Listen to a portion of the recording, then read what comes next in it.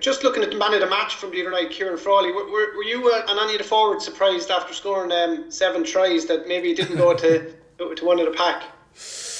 Yeah, I don't think anyone mattered who got the credit really, but the one thing I did say about Kieran did really well, I felt, was I thought he had a very good balance to his game. You know, I thought his defence was good. I thought he took on the line really well. His distribution was good, and he worked very well with Johnny and with Gary as well. So I think it's pretty unique forward scoring all the tries, but I don't think anyone argued with Frawls because he did play well, and we're pleased for him because you know it's one of the biggest games he's played in. You know, in terms of personnel, you know, it was a strong Leinster team, and I thought he delivered.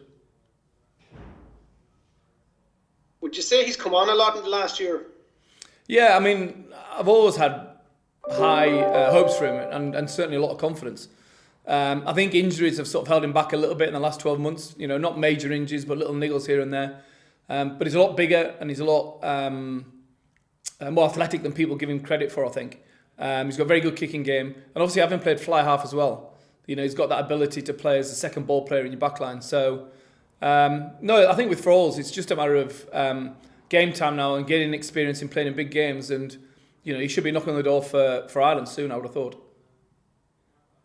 And just in the centre there, do you think with Robbie Henshaw, say he picked up a foot injury, is there any more specifics on that, or what's the timeline for that you might think he might be fit to play a game?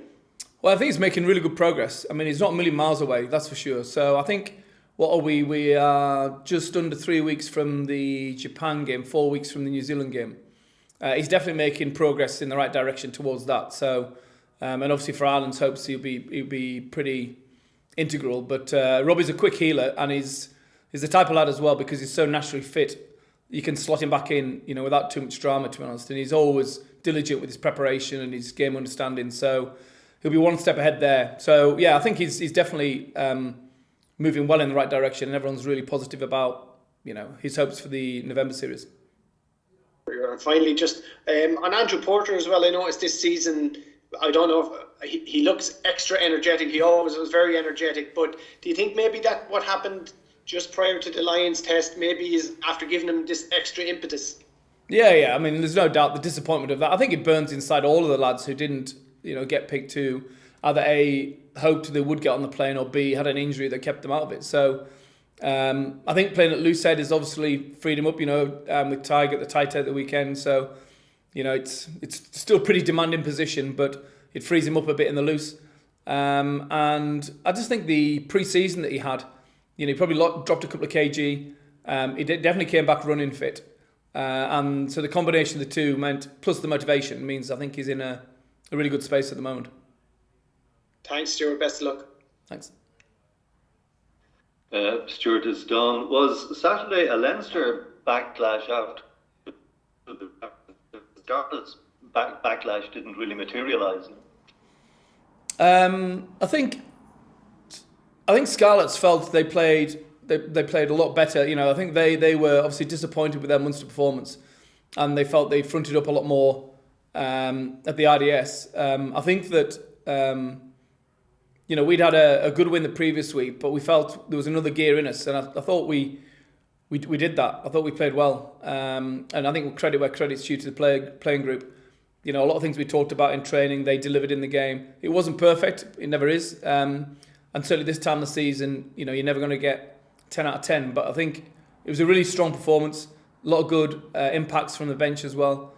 But it sets us up well for this week, which is a completely different challenge. You know, going away to Glasgow is completely different to playing at home at the RDS. You know, Friday night, we know how difficult it is to go there, how passionate their crowd is, how committed their players are. Danny Wilson's doing a great job up there. So completely different context this Friday. So, you know, everything gets forgotten very quickly when you've got Glasgow on Friday night to look forward to. Indeed. Scarlets have brought Sean Fitzpatrick onto the board. Do you think that kind of move makes a difference? It depends on the makeup of the organisation. You know, I mean, I've been involved in a lot of boards, not on boards, but working with boards, and some are very hands-on, some are less so. Clearly, Scarlets are trying to broaden their reach, and a man of that experience certainly wouldn't do any harm. That's for sure. from my point of view, what happens on the field and on the coaching field is the most important thing, rather than in the boardroom. Indeed. And finally, how will you use this block now with no games? Well, get better, really. I mean, there's definitely improvements we can have in all our players. Hopefully, we're going to have an A-team game in the middle of it, to make sure that we keep lads who haven't played as much motivated and developing, because obviously we'd normally in this window, when the November international come around, we'd lose say 15, 18 players, and we'd play games. Without the games, we need to make sure we give them opportunities to put their best foot forward for what happens, after the November internationals and into Christmas. So, we'll have a game, but also we'll have lots of competitive training sessions and work hard to develop the younger players, but also keep the senior players who haven't played for Ireland motivated and ready to go for when the games start again. Lots of Tuesdays. Lots of Tuesdays and Thursdays as well, if I could think of the right word. Thanks, Stuart.